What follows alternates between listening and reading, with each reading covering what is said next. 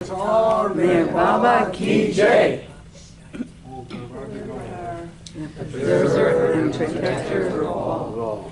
You are without beginning and without end, non-dual, beyond comparison, and none can measure you. You are without color, without expression, without form, and without attributes. You are unlimited and unfathomable, beyond imagination and conception, eternal and imperishable. You are indivisible, and none can see you but with eyes divine. You always were, you always are, and you always will be. You are everywhere, you are in everything, and you are also beyond everywhere and beyond everything. You are in the firmament and in the depths. You are manifest and unmanifest, on all planes and beyond all planes.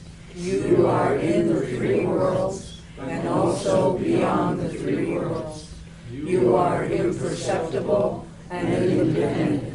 You are the Creator, the Lord of Lords, the knower of all minds and hearts. You are omnipotent and omnipresent. You are knowledge infinite, power infinite, and bliss infinite. You are the ocean of knowledge, all-knowing, infinitely knowing, the knower of the past, the present, and the future, and you are knowledge itself. You are all-merciful and eternally benevolent. You are the soul of souls, the one with infinite attributes. You are the Trinity of truth, knowledge, and bliss. You are the source of truth, the ocean of love. You are the Ancient One, the highest of the high. You are Prabhu, Parameshwar. You are the Beyond God, and the Beyond Beyond God also. You are Parabrahma, Allah, Elahi, Yazdan, Ahura Mazda, and God the Beloved. You are named Izad, the only one worthy of worship. Repent, O God, most merciful, for all our sins, for every thought that was false or unjust or unclean, for every word spoken that ought not to have been spoken, for every deed done that ought not to have been done. We repent for every deed and word and thought inspired by selfishness, and for every deed and word and thought inspired by hatred. We repent most especially for every lustful thought and every lustful action, for every lie, for all hypocrisy, for every promise given but not fulfilled, and for all slander and backbiting. Most especially also, we repent for every action that has brought ruin to others, for every word and deed that has given others pain, and for every wish that pain should befall others. In your unbounded mercy, we ask you to forgive us, O God, for all these sins committed by us, and to forgive us for our constant failures to think and speak and act according to your will. Beloved God, help us all to love you more and more, and more and more, and still yet more, until we become worthy of union with you, and help us all to hold fast to Baba Zaman till the very end. Avatar Mere Baba Ki Jai. Avatar Mere Baba Ki Jai. Avatar Mere Baba Ki Jai. Ujawe Naraja Tani Karaguna Rate Parama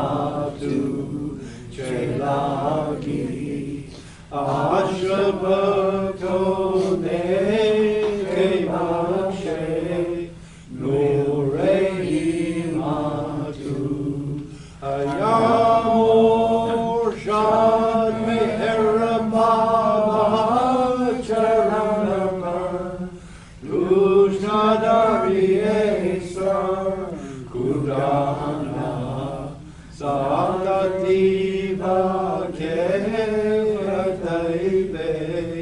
No Meherapatu Tuchema Lika Kika Tano Tuhashe Vine Arepi Tuche Dani Yare Pame Jakamare Patano O Itu Matu Amore Ragne Aisale Bakashe Yana Izadanu Ketupara Mahatma Gyani Chenemu Jare Rapatu Kudana Premano Pyalo Bigabi Master Chetujapara Jana Sandate Sakina Viren Ayamatu Amari Navaparadari Etarave Toame Karire Amara Naruda Meher Baba Chedike Patu Amara Nakuda Meher Baba Chedike Patu Ujawe Narajanakani Karakuna Ratne Aramatu Chenagi Ashravakone Kevakshe Nurei Matu Altar Baba Ki Jai. Alrighty. This is called Love is Here. Now let's get this over here too. Okay. Can you hear that? Yeah.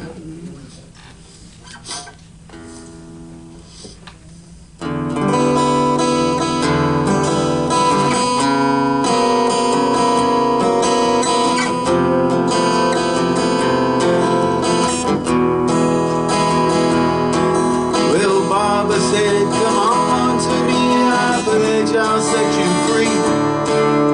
It won't take long, just many lives, only a small eternity. I'll free you all from bondage, can't you see that I'm the way? And God is love and love is here right now, this very day. God is love. God is love.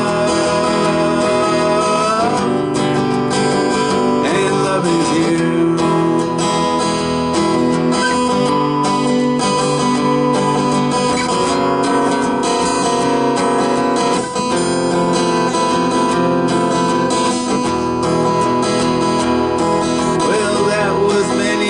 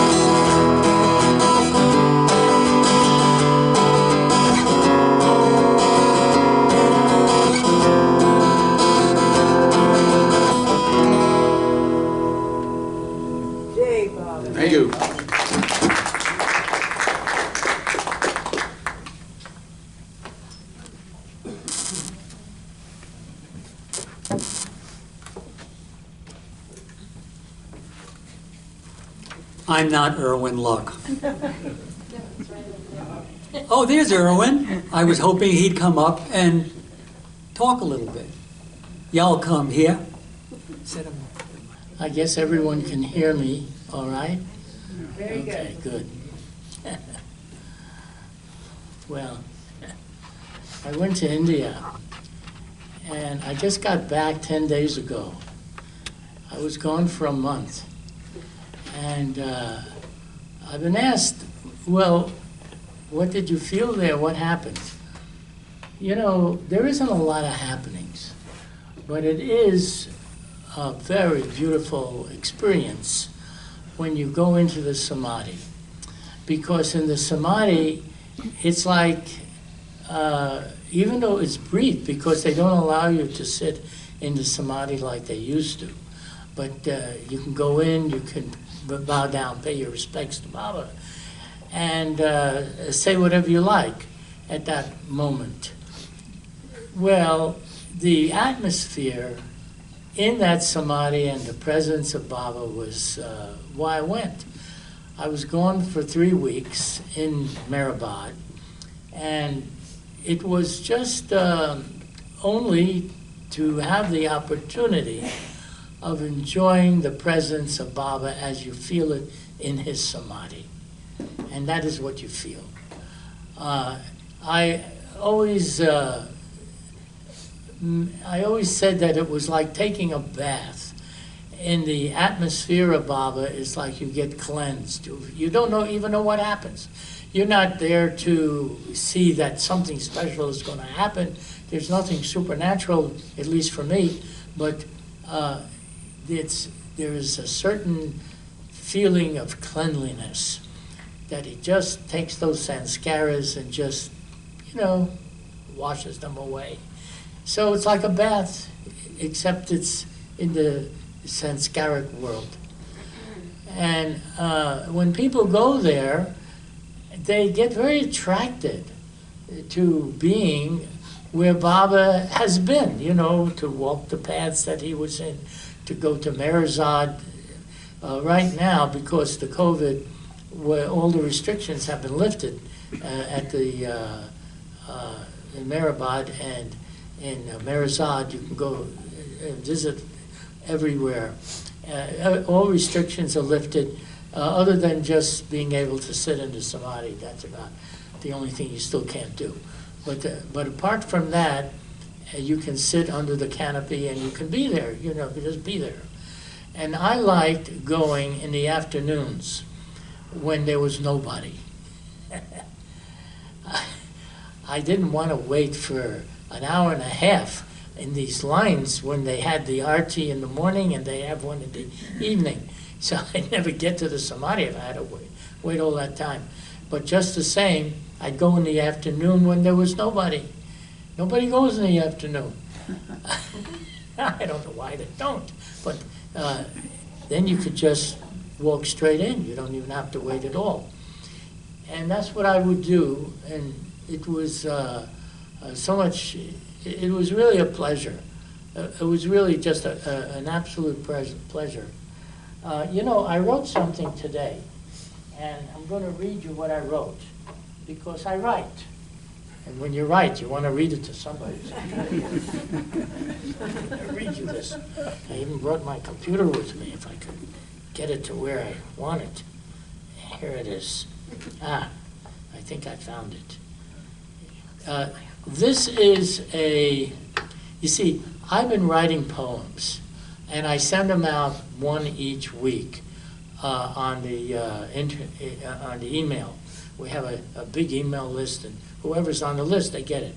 And people seem to like it, so because they like it, it inspires me to keep writing. If they wrote that they didn't like it, I'd stop, but they don't do that. This one is called A Flash in the Pan. How long is a second? It will go on so fast, it will go by so fast that as soon as you detect it, it is over. It takes 60 of these practically undetectable seconds to make a minute, and so many more undetectable seconds to make a day, a month, a year, a century, and all time. It is almost over as soon as it began. Endless time, made up of moments that pass away before you can even think about it. We live on a planet in a universe so vast that it is said there are more stars than there are grains of sand in the world. Then there are so many planets circling these stars. No one can count such numbers. Somehow we began to worry about our temporary lives, made up of seconds in a space that you are in a space where you are smaller than a dot. What happens to all the warlords that wanted to conquer the world? What happened to their armies and the armies of the defenders? They are all buried in the sands of time. Does anyone know where so many graves are to be found? Even if you were to know, would a man in some far-off galaxy care who was in the right or wrong? Such cares would not exist. Once upon a time, there was an avataric man who incarnated the way all men do. He said he knew why everything happens the way it does. It was the year 1960. I heard about him and went to see him. Why do seconds go by so fast? Why is space so vast? Why are there warlords? What do you know that I don't? I didn't really ask him these questions, but they were in my mind. They would be answered later. Instead, he told me something useful. Distance means nothing to me. Time and space are no barriers for me. I will be with you wherever you are. Now go tell everyone what you experienced here. Yay, Bob.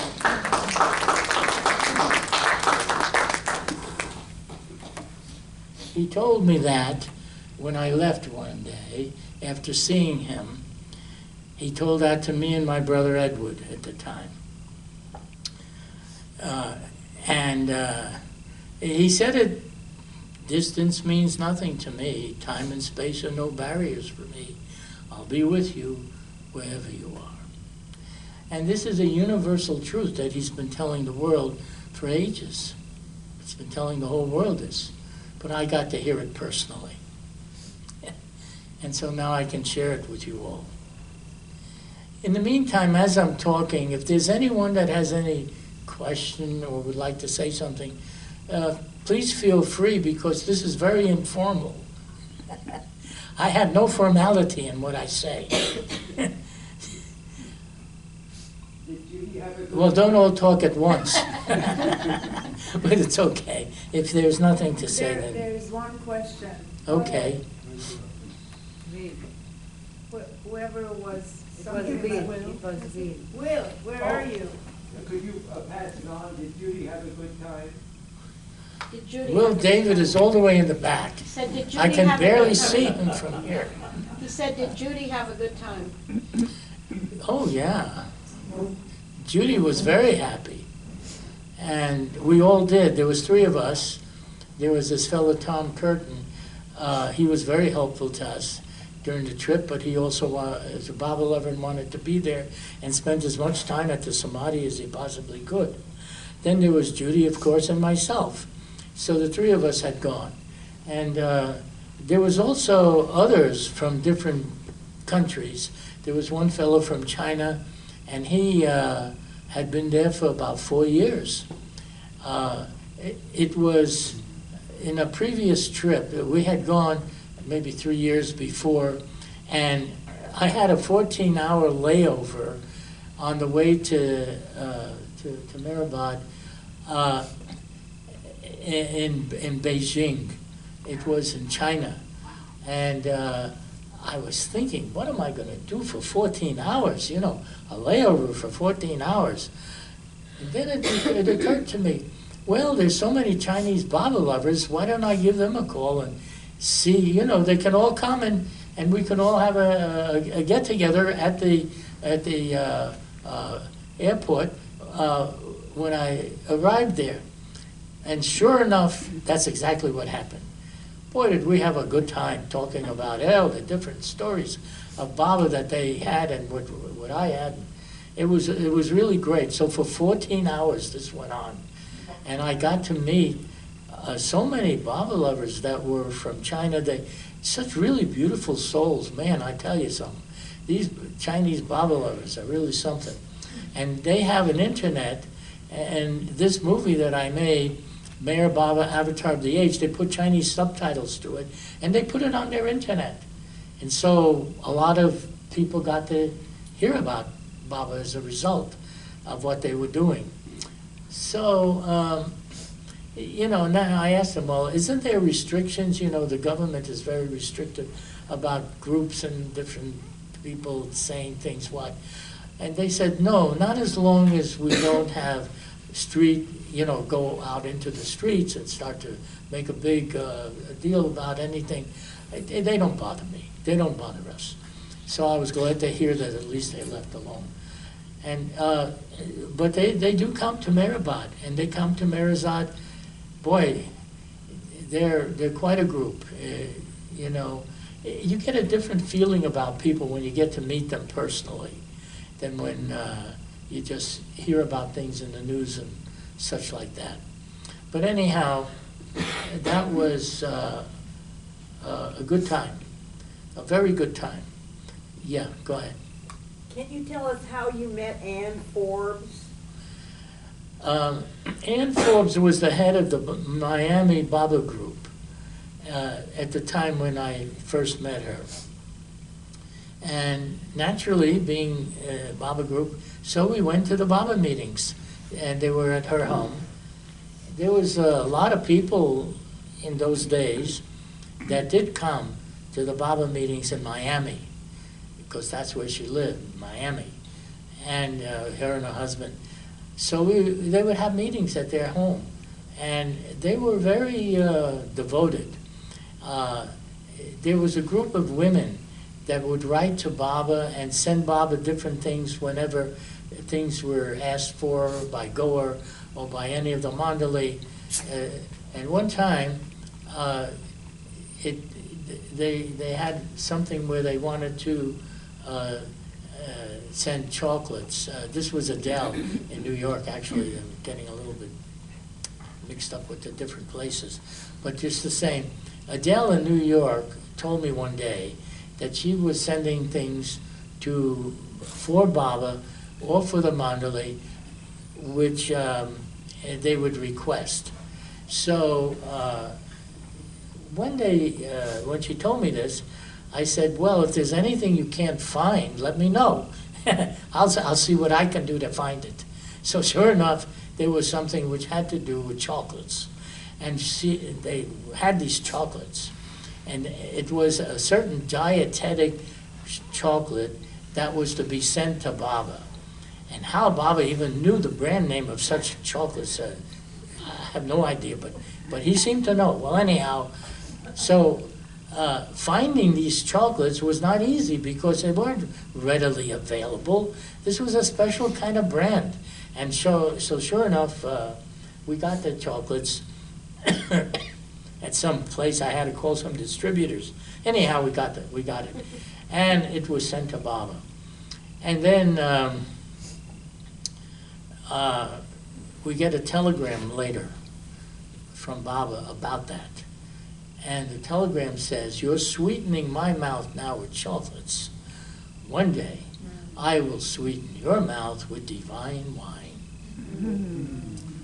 I like that, you know. That sounded good. Divine wine.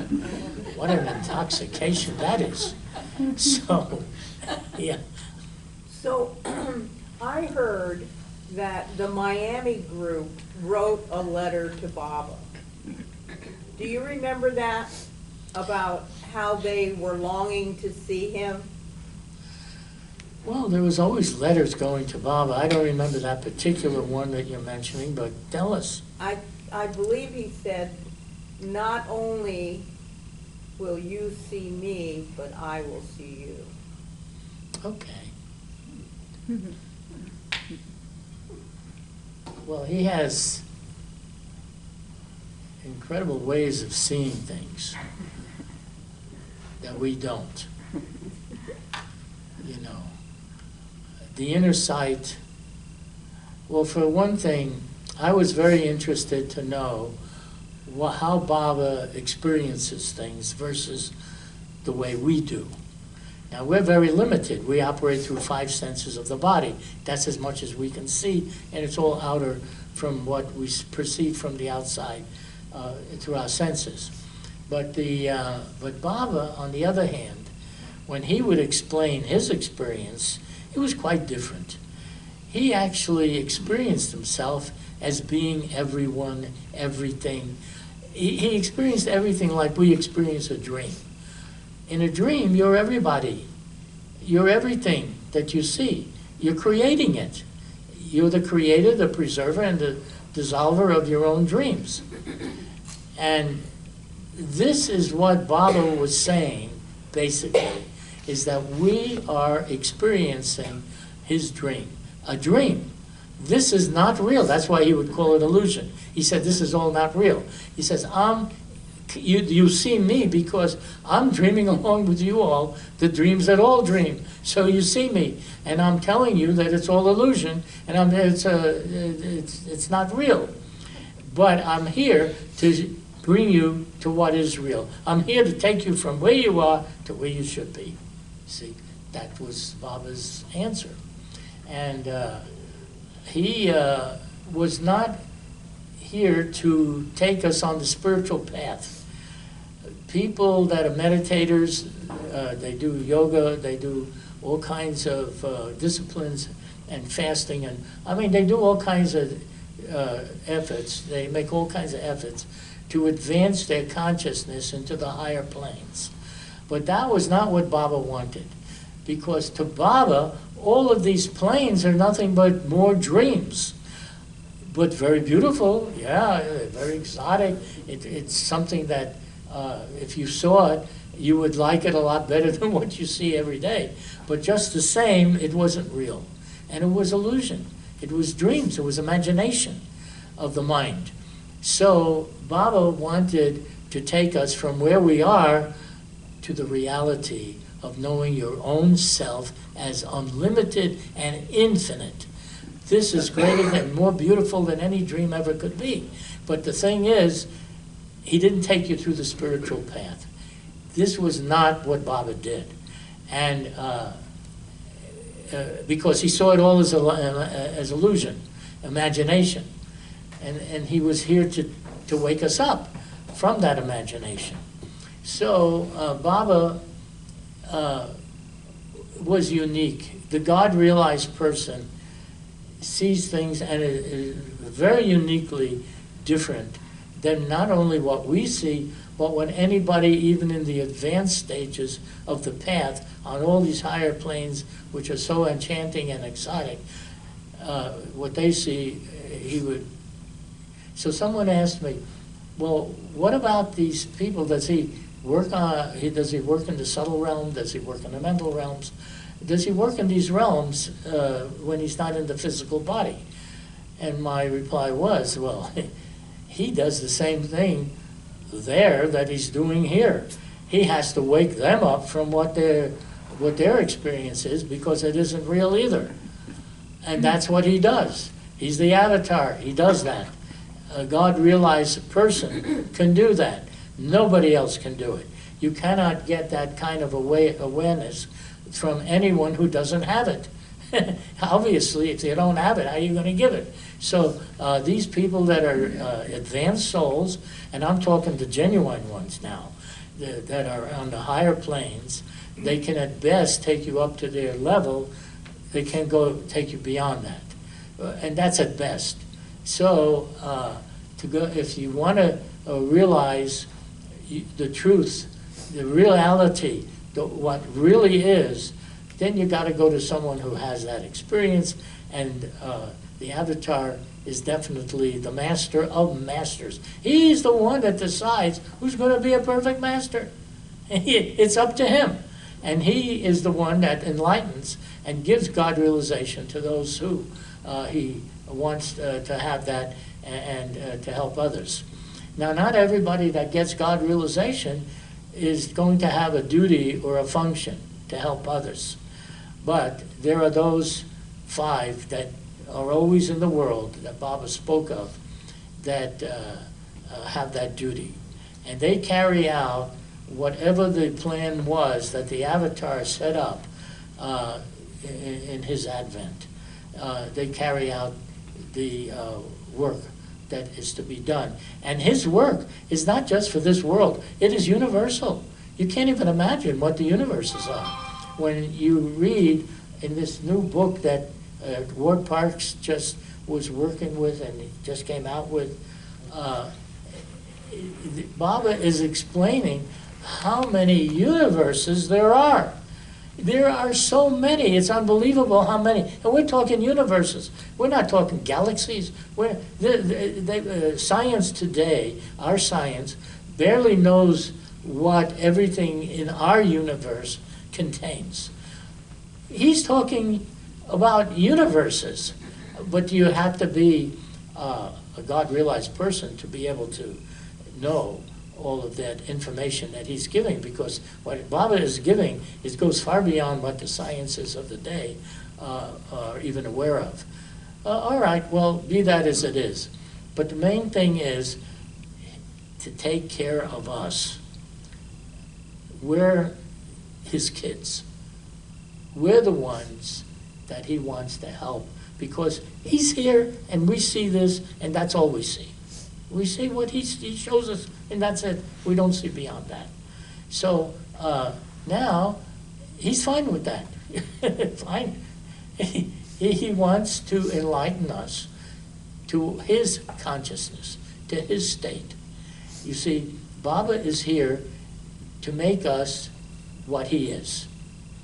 When he said he came down from the highest to our level to bring us up to his level, so what does that mean? That means you're going to have to experience what he does. And that is the bliss, the knowledge, the power, the experience of the joys of what an avatar has.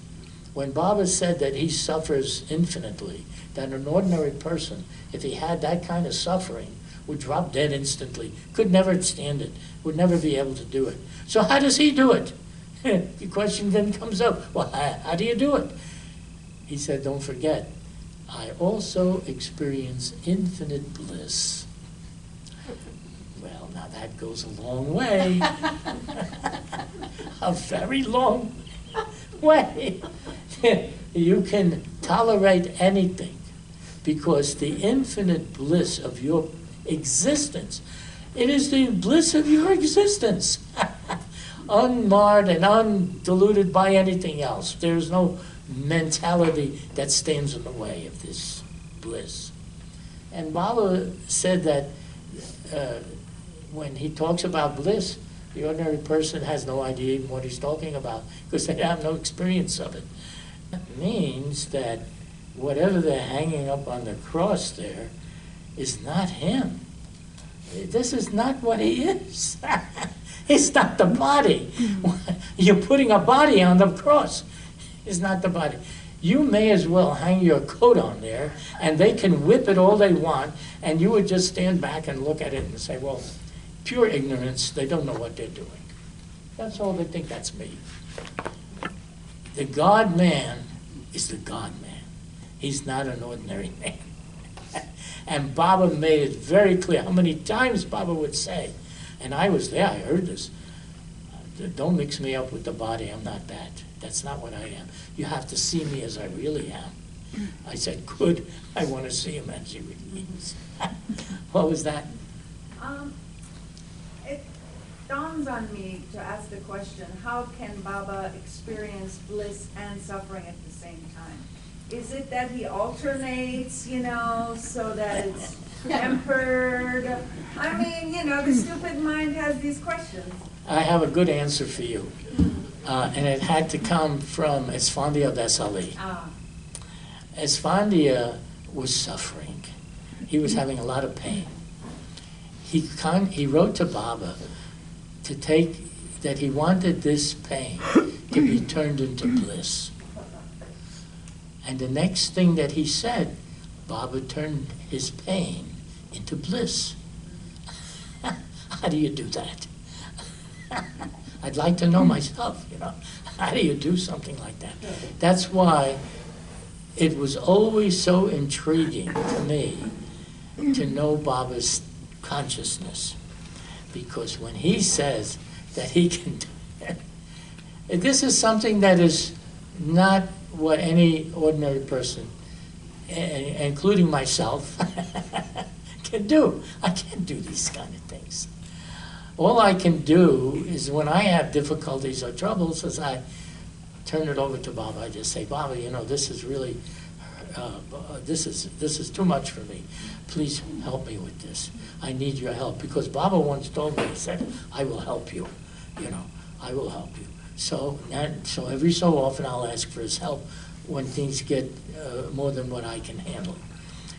And I advise that, you know, people say, well, what should I do, you know, when things get hard or crisis occurs? Well, I tell them what Baba told Fred Winterfeld. When Fred Winterfeld asked Baba, where should I go when the disaster comes, when disaster comes? And Baba said, no place will be safe. You take my name. My name. You take my name. That will be your safety. And then, because later he said things about how the power is in his name. And also I should mention, when you go to the Samadhi, Baba also said that wherever he lays his body down, that's where the power is. So when you have some thing that is really so important to you, and you ask Baba, the energy, that power, that energy is there to materialize it, to make it possible, so long as it's for your good. You know, Baba has a lot of ways of working, and he's told people what to do when troubles come. So you don't worry. He didn't like us to worry about everything. I mean, life is full of worries. You know, you can worry about politics. You can worry about your family. You can worry about your health. I mean, it goes on and on. There is no end to this. And then Baba just put it down, and he said, now, this is what you do. So his followers, people that know of him, can do this. You can take the advantage of knowing what he said.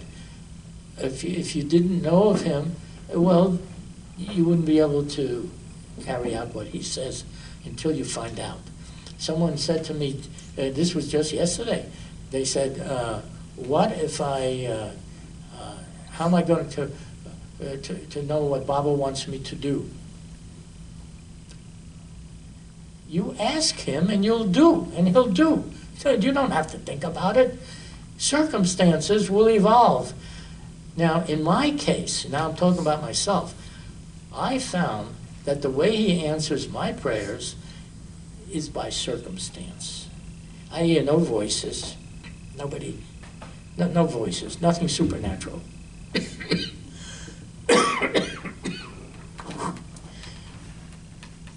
But circumstance.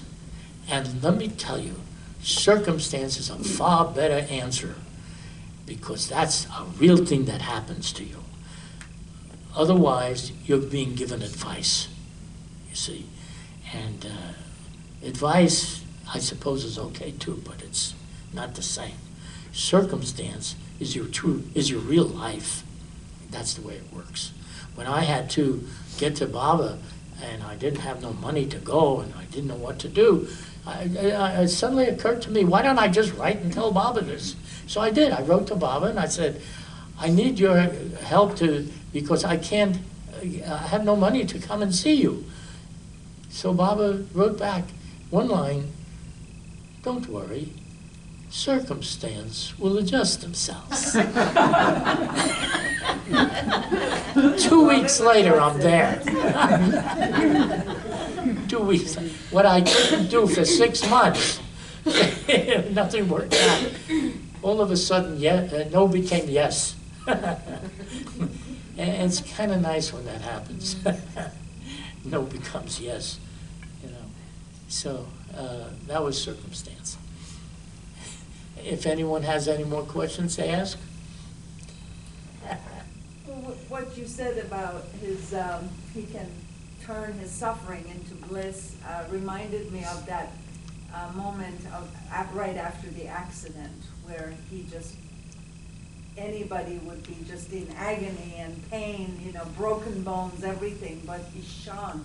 He was radiant, like he had achieved. Well, he was, and he was also, listen, if you listen to what Baba actually explained at that time, he was in a lot of pain. But how do you endure that? You know, he's in a different consciousness. We have to understand consciousness. You see yourself as being everywhere and everything, not as a separate individual in everyone and everything, that you're one person and then there's everybody else. No, he doesn't see like that.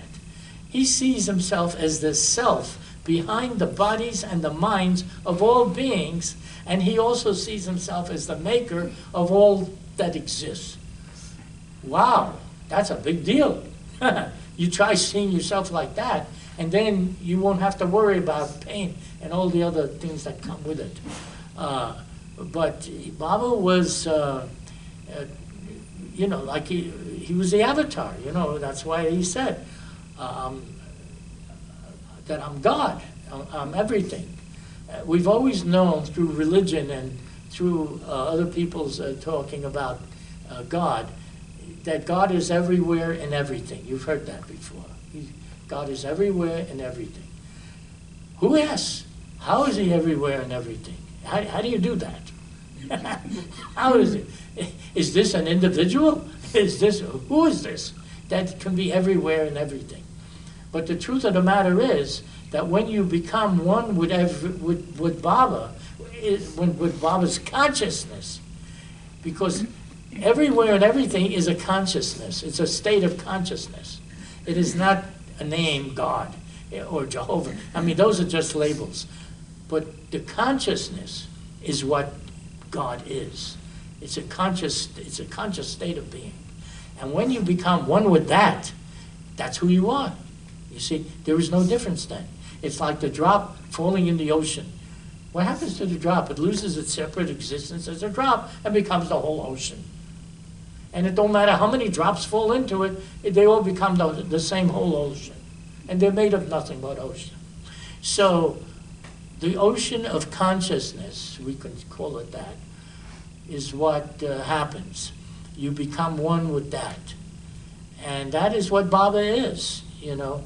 So if Baba is the one self that is the self of everyone, that one self is what we all are. You see, we're all that behind our bodies and minds is that one self. That's what you are. Then you become what Baba is. There is no difference between you and Baba, actually, at that point. And Baba even said that. You say he's saying the same thing all the time. He's telling everybody this. But the trouble is, it goes over our head because we don't experience that. You see, if you don't experience something, it's sort of like, well, you know, you can think about it or not, you know, it goes. But if you really want to know what Baba's experience is, he's saying it all the time. He's telling us. And it's quite wonderful because he seems to like it. You know, I never heard anybody that got into that conscious state and came back and said they didn't like it. They seemed to like it. So I said, well, try it. You'll like it. You know, like that. You know, you got to do it.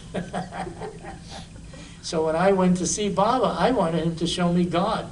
That was it. I wasn't going because I wanted a better family life or a better, anything else, a job or to find somebody to love I wanted him to show me the real thing. I went to him for that. And I even read where he said that even if the worst scoundrel were to stand before me and I had the wish, I could make him realize God in less time than the flash of a second. How about that? It was nothing for him.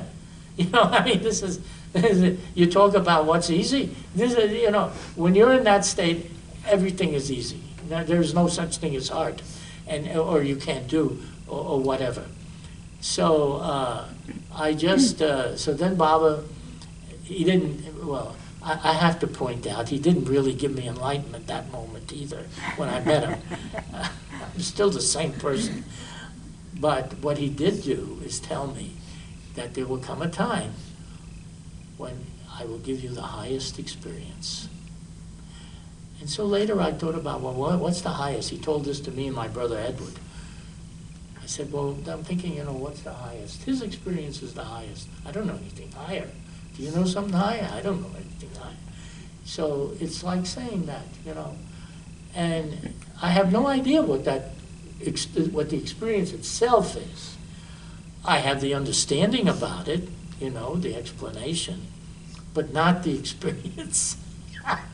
That'll come later on, I suppose. I'm getting to an age now where I don't even think it'll happen in this life, because it's almost over. Life is almost over for me, so when is it going to Unless be? you're expecting to be God realized rather than mukti. I mean, it will happen. It'll happen then. because he said so. Yeah. That is an ultimate thing that has to occur to each person at some point or another. But hearing it from him, at least I know that there's somebody that can do it. Rather than hearing it from anybody that can't do it, and that they do it as a wish for you, they wish to supply you. All right. So, what? Irwin, in my readings, people have given different accounts of what they felt the first time that they laid their eye, the physical presence of Mayor Baba. So I'm asking you that question. The first time that you laid your eyes on Mayor Baba's physical presence, what was that for you? Well, I heard of Baba by reading this book, Listen Humanity, and there was a picture of Baba in the book.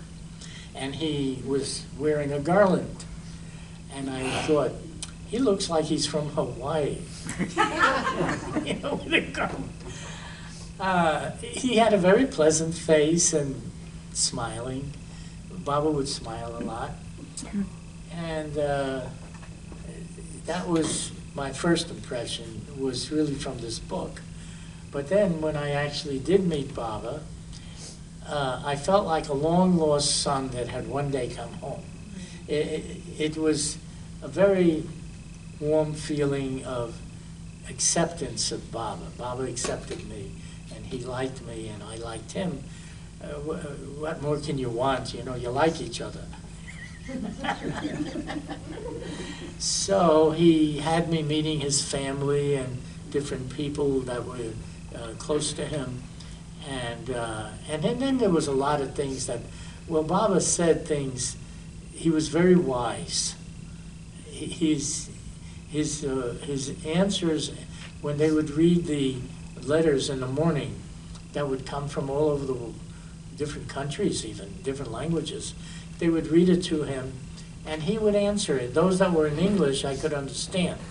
And he always had the right answer for everybody. I mean, it was really nice. In some cases, he would say not to send a reply yet.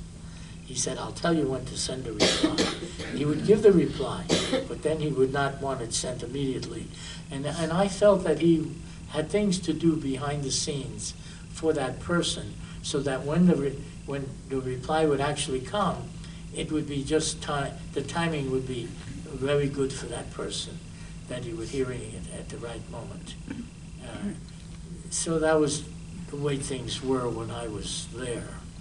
You know, I like, you like Baba. He's a very friendly person.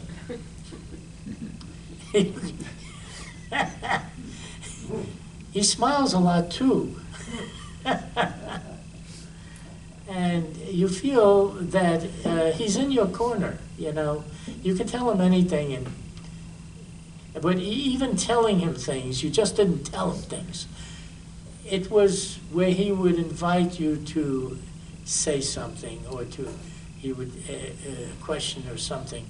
It was you would wait upon him to be receptive to your whatever you wanted to say.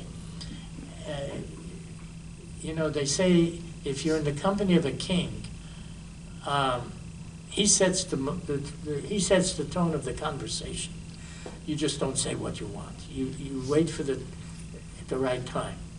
And it was very much like that, Baba, not because he was meant to be a king in that respect, but he was a king in his own right. And you just would ask at the appropriate time. Everything was asked at the right time. And then he would answer you. He was very direct. He wouldn't beat around the bush, you know. Anyone else? Yeah, go ahead. I have all the questions. Yeah, I'm go sorry. ahead, ask all the questions. You know, sometimes I wonder, am I pestering Baba? You know, I'm always talking to him. Am I pestering him? Because he's everywhere, he's hearing it. He's got so many people to listen to. So tell me, am I pestering him in me, or am I pestering him for everyone? Taking up his time. You know, you're thinking in terms of, as a human being, if everybody started asking you questions, you could only take so much of that. Baba's consciousness is not like that. He already knows whatever you're going to say or whatever you're going to do. It's an old story to him. It's been asked so many times by so many. This is nothing new. And he will respond according to the love and faith and the meaning of what's best for you. He's not limited that he's going to be burdened by too many questions. People are praying all over the world in all different languages and all different religions, and even if you have no religion and you just talk to him, there's no limits here, and everybody gets the response that they require. He has no problem with this. When Esfandia asked Baba to turn his pain into bliss, who would ask a thing like this? Yeah, who even thinks of it? You know, to turn pain into bliss? This is a whole other category of things. But he said that happened. Right away it happened. So it gives people the thought, you know, well, they got pain too. Well, maybe we can get a little bliss out of this too. You know, we can ask them. But I don't think it works that way. But whatever is sincere, Baba was big on sincerity and on honesty, how you really feel, not to make up something, but how you really feel. That's what works. That's what always works. The love works. With Katie. Katie was sent away during the New Life. She was sent away for 20 years. She lived in Bombay away from Baba.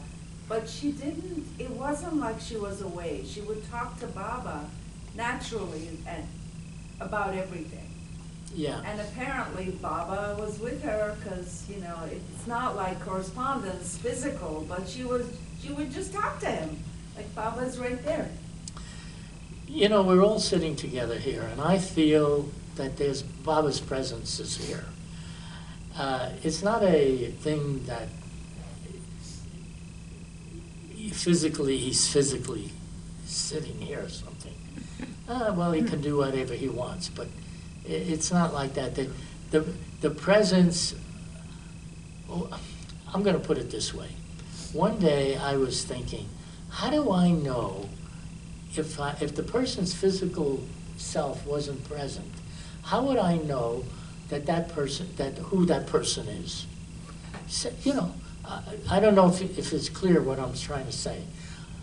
But if you weren't physically present, but you were yet still present, how would I know it's you? And this here was the thing that I felt about Baba. The presence identifies him. There's a certain identification by your particular presence. And that is how you can recognize who is who. So if a person is reincarnating, for instance, and they come back and you have no memory of who's who, but if you were able to know and feel and recognize a person by their presence, that's a whole, then you would know who's who, you see. You would know like that. And when Baba would see people, like, I'll give you an example. When I was present with him,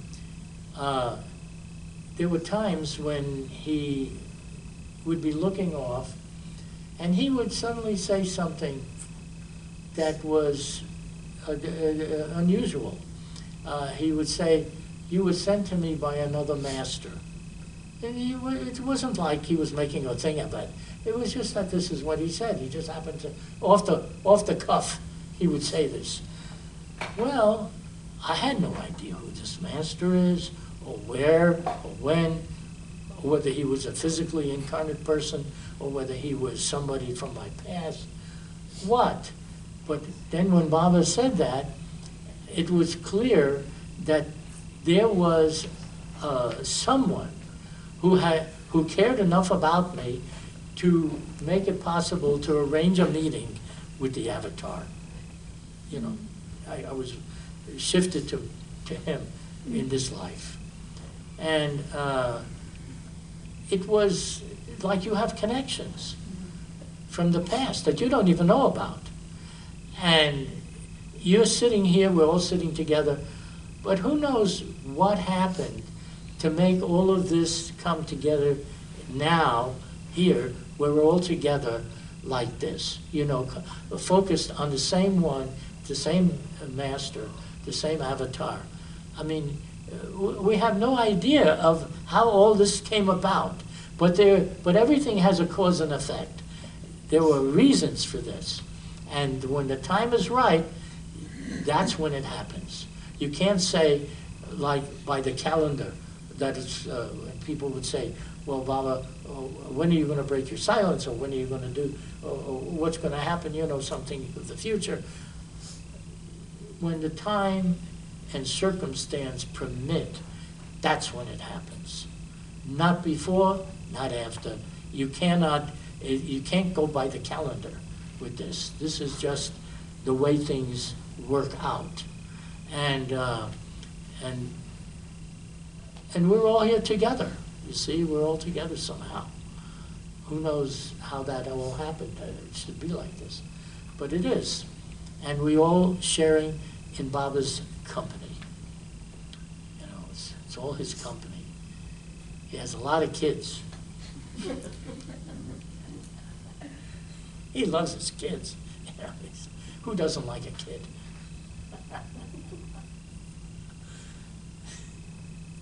I don't know how much longer I'm 5 more supposed to- minutes, Irwin. I have 5 minutes left. 5, 6. 6 even. Okay. Well, has anybody got something else they want to ask? Just a mundane question. What was that year? Again, I've heard your story, but not for a long time. Yeah. That you first met Baba? I went to see Baba in 1960 in May, in Guru Prasad in Pune, in the city of Pune. And I always saw him whenever I went to India to meet Baba. It was always in Pune, in Guru Prasad, where he was staying. You see, so, except the last time when he dropped his body, and then I went to Merzad, where his body was placed in the tomb, in the Samadhi. And we had gotten a cable at that time in which it said that Mayor Baba has dropped his physical body to live eternally in the hearts of his lovers everywhere, and has been interned in his tomb, which he had ordered to be built for him long ago. That was the cable. And I thought that he was already covered. You see, interned to me meant that he's been put in there and he's covered. That was not the case at all. Baba was not covered at all. He was in the Samadhi, he was in the tomb, but his face was open, you could see him, and he was wrapped into, you may have seen some photos of that. And he was very clearly to be seen. And I was then able to help to cover him, and we brought the box. You see the box, Baba was actually lying on the lid of the box. The lid of the box was under him, and then they had placed Baba on top of that. But then the box itself is open at one end, and then it was dropped over him like that, and we each had cord on all the corners, and we lowered the box over Baba, and that's how he was actually covered. And that was on February 4th, February 7th, the 7th day. And that's the day we arrived in India, on that particular day, to help cover Baba. But there were so many people that came. There were thousands of people coming. It was only that the group heads were telling everybody not to go. They didn't want anybody to go. They thought it would be too much work for the mandali. What? There were thousands of Easters lined up. So when I got there, Eric says, "Where's all the Westerners?" I said, "They've been told not to come. It's too much work for you." And he's looking and he's seeing thousands of Easters. But we didn't listen to that. Obviously, we didn't listen to it at all. And I even told Fred at that time, because he was the group head in New York, and he was telling everybody not to go. So I said to Fred, "Fred, you should really go." He's telling everyone not to go. I'm telling him to go. So I said, "You should really go, because if you don't, you will regret it." And sure enough, when the time came, it was a few months later, where Baba had this big gathering that he wanted everybody to come to. Now they were coming, and he told me, he says, "I think you were right. I should have gone." Because then he could have been there for the covering of Baba. You see, he would have liked that. But he was a good man. Everyone, he did a lot helping people in his life, him and Ella. But that was what was happening in those days. All of the group heads, the Sufis, LA group, everybody was told not to go, and they didn't go. Most didn't go. But Edward and I never listened to nobody. We just... He said, anything that will get us closer to Baba, we're going to do that. That's the way. That was our modus operandi. Were you the only two Westerners who went then? No, there was, Don Stevens was there. Chapman was there. Rick Chapman had gone. Greg Harland. Huh? Greg Harland was there. And then there was Greg. Dr. Kenmore. He was there. Alan And Cole. there were some others. There weren't many at all. There was maybe a handful of people. Delia de Leon from England, she was there. But there was not hardly anybody from the West. All the Westerners came a few months later when Baba had called for that big gathering. The Great Darshan. The last The darshan. Great Darshan. Yeah, it was the Great Darshan. That was it. Is it 6 minutes? It's 4, you have 2 more. Yeah. When you started that great work you did, going all around and video. And filming everybody, yeah. Whatever they had back then, film, whatever it was. I cannot remember the story, but was Baba still alive when you started it, or was No. it after? I couldn't remember. Baba had dropped his body. Right. When we went to Did he India. tell you to do it, or you just on your own, you knew to do it? Well, I'll tell you. Okay. You see, Baba had said when it came to what I should do, he just said, do whatever's within your capabilities and talents. That's what I was told. I was never given any specific thing to just do that. He did for my brother, but he didn't do that with me. So when Baba dropped his body, I didn't know what I was going to do.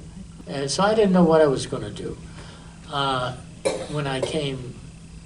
When Baba dropped his body, I mean, I felt, because everything that in my mind and everything I was doing was all focused on Baba. So now he's not here. So it was a time where I didn't know. But then it started. There was, I'm trying to remember his name. He was doing the filming for the Sufis of the Darshan, Baba in the crypt. When he did that, there was also a group where Francis, Brabazon, Mani, Erich, they were all sitting together, and he was filming them. And then I said to him, I said, why don't you put a tape recorder there? Because what they're saying, everybody can hear it. You can match up the tape later to the movie. And so he did do that. And that's when it really started, because when I came back to the States, there was a camera shop, and they had the first small camera with a recorder that you could record the sound and take the picture, and you could just hold it up in your hand. It was all one piece. So we started to do that. So Adi and Merji were coming to America, and that's when it started. When I heard that they were coming, then I said, let's get this. We'll go there, and we'll take a few films of them, telling something. But they were telling such great tales that we combined more and more footage, more and more films. And then we started to travel with them all over the country, where we were filming them and all the things that they were saying in the hotels, and what they said to the groups, and what they said to privately, whatever they was doing, we would film it and record it. And then so that went on, and we collected about 10 hours of movies just on that one alone. Then we decided that the next year, and we would go to India, and we would really film all the Mandali. We would film everybody, everywhere, wherever anybody had a tale to tell, and they had been with Baba, or Baba had things that said and did with them. They could tell those stories, and that's how it all started. It just evolved. It evolved. And then I did a movie, and there was just so many things. I'd ask Dr. Deshmukh. I said, Deshmukh, you have films of Baba? He said, yeah. I said, can I have the films? If I take it back, I'll make a movie out of it. And he said, sure, yeah. Gave me the film. And that's how that movie came about. And let me tell you, the raw footage that he had, if you saw that, you would find it like a miracle what was done with that, how it all came about. Because the film that I produced is like a divine love story. It all follows in sequence. It was not like that. It was just little clips of footages here and there. Someday I'll have to tell about that. But this was how it all evolved. Where is that? Is that going into an Well, you have it. Is that raw stuff going into an archive somewhere, or? Well, the raw stuff was turned into a movie. Oh, it's and not then raw it's anymore. gone. Okay. Yeah, that's not raw. That's the movie titled Meher Baba, Avatar of the Age. It's an hour and 20-minute feature movie. And it's very beautiful because every word in the film, I decided had to be Baba's own words. I didn't want no narration, only what he said. So he's describing what you're looking at on the screen. You see, Bob is telling you what he did. Because there was no soundtrack at the time when that was made. We had to add that, but it wasn't hard to do because obviously what you see on the screen is what he's doing, and then we found what Baba was saying in those times. Some of that, what he did with You Got Intoxicated is also in Norena's messages. It's absolutely beautiful what Yeah. he expresses. Irwin, did the entire collection get purchased by the LA group? Of the movies, they didn't purchase it. What they did is I sent it up to the lab, and they paid for the whole transfer to digitize it, and then of course they have a copy of everything. Okay. It's gonna be really something for the future generations. Well, it's for posterity, no Yeah, I doubt. think it's gonna be something. It's something, if there was a technology in the days of Buddha or Muhammad the Prophet or Jesus Christ, and you had the ability to film them as well as those people that were with them, who wouldn't want to see it? You'll say, yeah, I'd like to see what they said. You're seeing the real person and you're hearing what they really said. So that's what's happened in this age. It's only gonna come to be worldwide appreciated in 700 years, so be patient. In 700 years, you won't want to see this. You want to see him again, the real McCoy. You see, put the films aside, and now let's go after the real one. Thank you. All right, you're welcome. Jai Baba. Hey, Baba. Brad's going to close out the meeting with a uplifting song.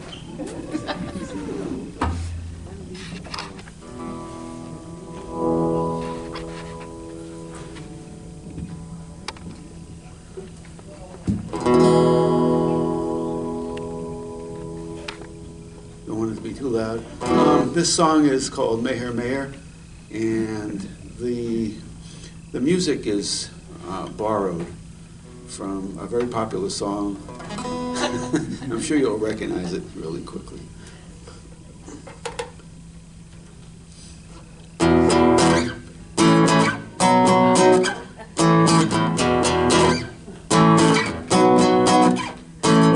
Meher, Meher, yeah, yeah, you're the God man.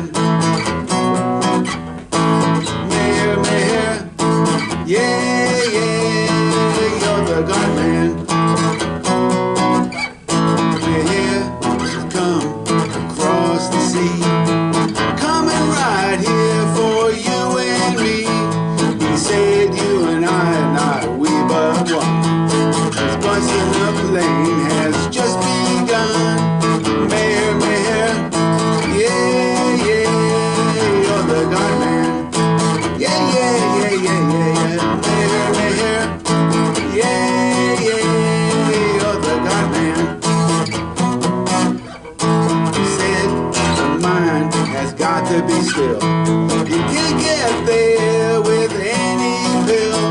So open your heart to the God man and get in tune to the divine plan. Meher, Meher, yeah, yeah, you're the God man. Hey, yeah, yeah, yeah, yeah, yeah. Meher, Meher, yeah, yeah, you're the God man.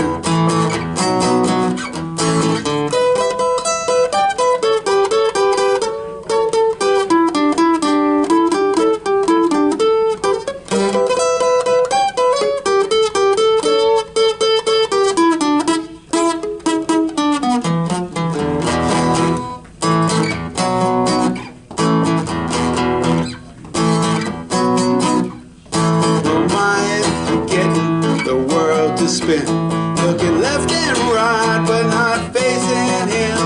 You better catch on, time to get late. Meher Baba's here, so don't you hesitate. Meher, Meher, yeah, yeah, you're the God man. Yeah, yeah, yeah, yeah, yeah, yeah. Meher, Meher, yeah, yeah, you're the God man.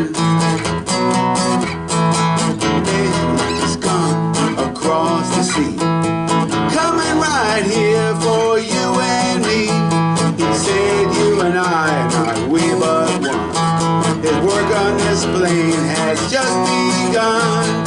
Meher, meher, yeah, yeah, oh the God man. Yeah, yeah, yeah, yeah, yeah, yeah. Meher, meher, yeah, yeah, oh the God man.